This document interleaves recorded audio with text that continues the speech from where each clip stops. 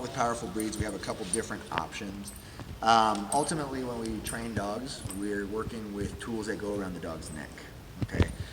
Harnesses, those are utilized to kind of actually strengthen certain drives in dogs. So for example, if I put a harness on a Husky, he's going to pull me down a sled. If I put a harness on a Rottweiler or a Great Pyrenees or a Bernese Mountain Dog, these things are to provoke pulling. So something we guys want to keep in mind, tools around the neck help prevent pulling.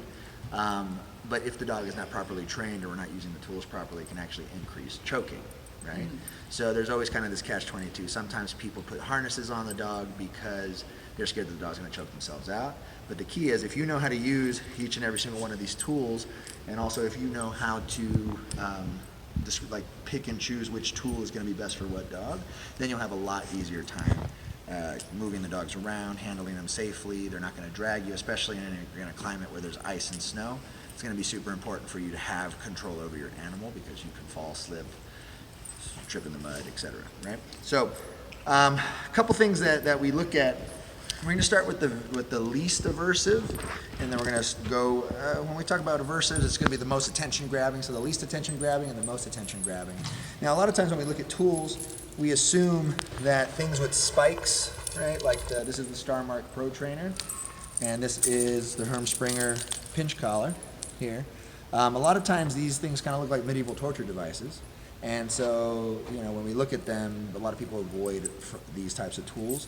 And I think anyone who's tried to use one of these tools successfully on an animal, they love it. It's one of their best toys in the world, or tools in the world. But also, I guess what I want to demonstrate here is the sensations that you feel are not the way they look. So a lot of times people see spikes and they feel that it's going to be piercing and hurting. And today what we're going to do in our demonstration, we're actually going to put it on ourselves so that way we can kind of see the different caliber of attention that it grabs. Okay? So what we're going to do is we're going to start first with a choke chain. And what we're going to do is because we have coats on, so the coats that we have on are going to be very similar to kind of the coat of a dog. Dogs have thicker skin than we do. They also have more fat layers in their skin than we do. So it's a lot easier for us to demonstrate it when we have some type of layer. I would even say this is a little thick. This is more like a Husky, right? Really thick. If I were to just put it like over a shirt or over a flannel, then that would be pretty close. But here, go ahead and here's what I want you to do. Go ahead and put it on your bicep if you can. And there's a way that we put on choke chains if you want to come around real quick. So there should be a shape of a P. So if this is the dog's head, right? When we're taking the choke chain, we put it over the dog's head like such, and it should be in the shape of a P. Do you see the letter P? Mm-hmm. Okay. The reason for this is that if I pull on the leash, so if I pull on the leash and I let go, it immediately releases. You see that? It immediately releases. If I put it on in the backwards shape, which would be the shape of like a Q, right, or a number 9, right? If I pull up, it doesn't release as quickly. You see? So I pull up and it doesn't release. So this is why it's going to be really important. We put it on in the shape of a P. Okay? Now go ahead and put it back on your arm. Now anything that we put on around a dog's neck, a training collar is gonna tighten and then release. Okay? Tighten and then release. Okay? The reason for this is grab the dog attention, let go immediately. Okay? Now I'm gonna put a little pressure. Can I put a little pressure on your arm? Okay. Tell me when it starts getting really uncomfortable.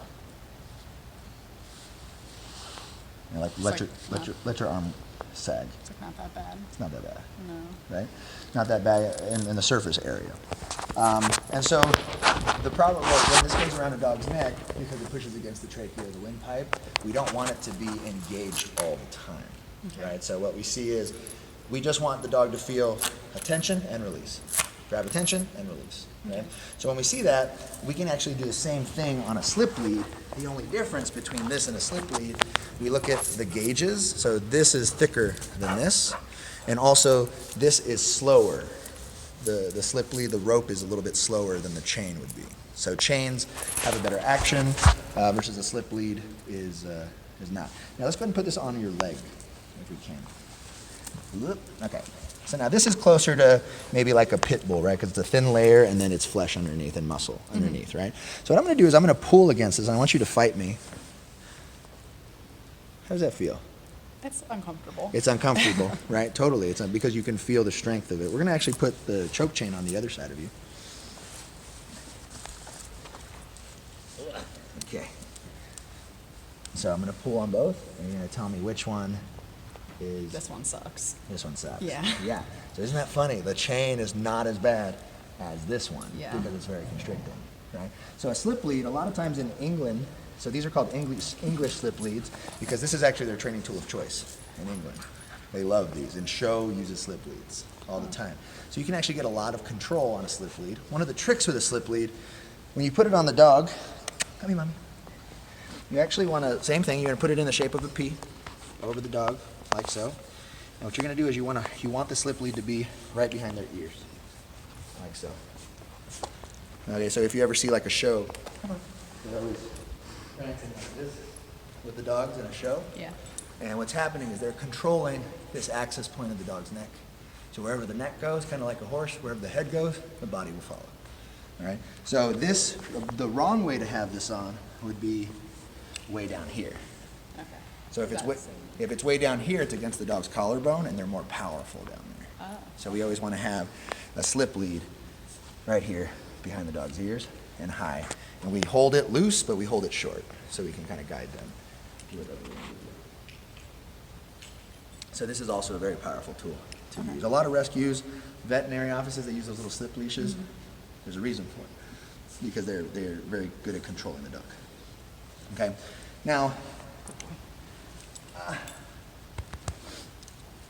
when we start going into, when we want to make the decision to use prong collars or anything with points on them, these types of tools, can you hold these for me? Where's that hinge collar? Is it in your back pocket? I don't have it. I don't have that jacket. Oh, is that it? Yeah. Yeah. Oh, okay. So when we make a decision to use these tools, you make an assessment on how powerful the dog is and how compulsive the dog's pull. Dust in my throat. Cut. How compulsive the dog's pulling is, right? So if you have a dog that you know is really just straight out the gate, like straight pulling against that lead, you can try them on a slip lead, you can try them on a choke chain, but sometimes, especially what we see with pitties, is their tolerance for discomfort and pain is very high. So sometimes they learn to fight through it, okay? So if we have a dog that has what's called a very high oppositional reflex, and an oppositional reflex is, come over here real quick, Sam.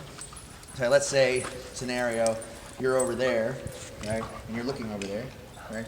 If I grab you and I pull you towards me, what's your natural reflex? To pull away, right? And so this is what happens when we train dogs. I'm pulling a dog back, you're pulling away from me, and what happens is she just wants to get away from me, and I want to pull her back, right? So what happens is, sometimes when you allow dogs to pull, it creates more frustration, it creates more pulling, right? So in a situation like that, let me actually hold your wrist, drop everything. So let's say you were a kid, go ahead and pull away from me, and I'm pulling you back. What I would do is I would relax and bring you to me. Bring you to me.